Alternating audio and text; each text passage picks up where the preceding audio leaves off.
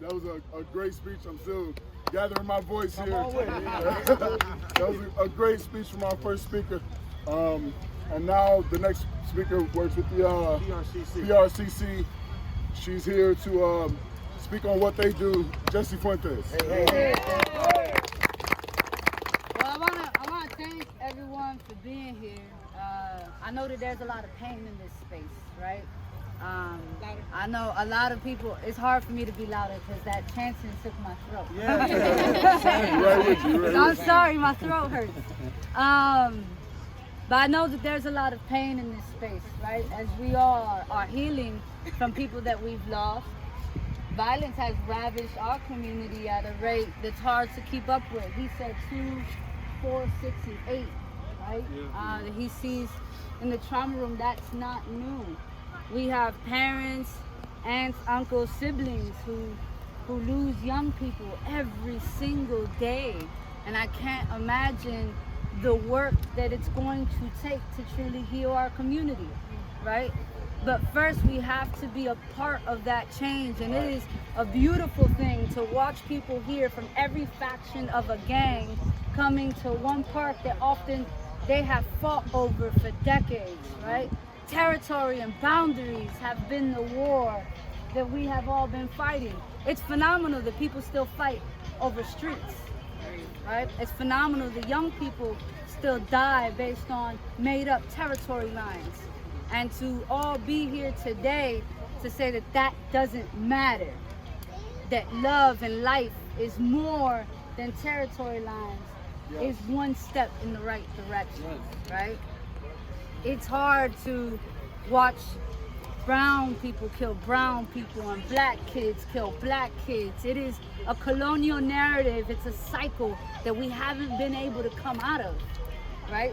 Our inability to love each other because of the color of our skin. We haven't come out of it, right? To say that we as a people are stronger than gang names and gang territories and neighborhoods. And there's a lot of work to do. Also is here, the Puerto Rican Cultural Center is here. We have organizations who are doing the work and uplifting people, but there's still so much more to do, right? We have to be able to invest heavily in education.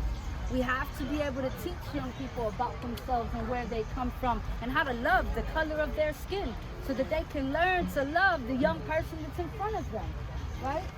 And any time that someone gives them a gun and they put a barrel to someone else's face, they want to put it down because they've learned to love themselves. Therefore, they've learned to love the people in front of them.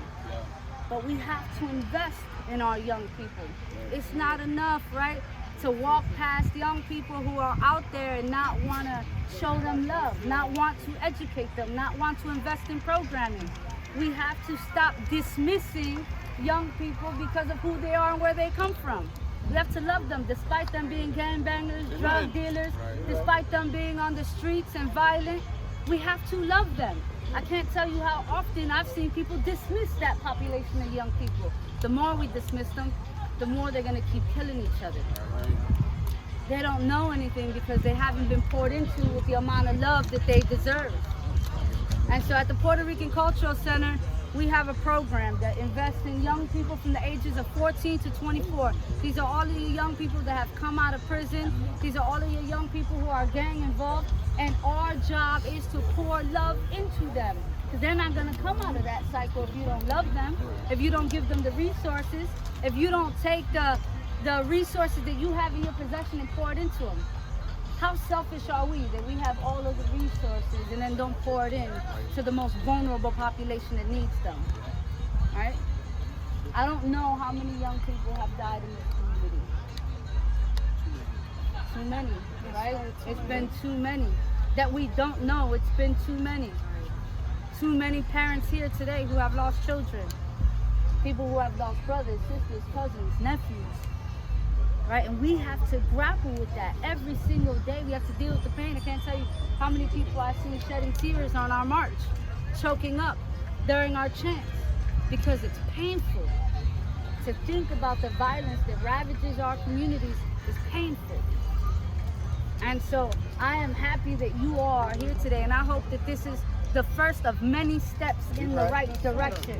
It's not about one march. It's not about one chant. It's not about one day. It's about every day. You got to pour the love. You got to do the work, right? And if you need us, we will be there. And we also need you. And so I'm glad that Adrian called us all together, because we need each other to be able to build this community and to stop the violence and to peacefully be able to get guns out of our community without our communities being terrorized with police. We have to be able to straddle a boundary that's delicate. Yes, we want guns out of our community. Yes, we want gangs to stop killing each other and stop taking our children, but we also don't want police terrorizing our people. Right. We don't want handcuffs on the hands of our people. We don't want more Boricuas, more Latinos, and more black people in prison. We can't have that. And so we have to do the work ourselves. Handcuffs don't fix the work. Handcuffs don't solve the problem. Prisons don't solve the problem. Love and work and community does. And I am so happy that we've been in community today. And I thank you guys. Thank you. Thank you.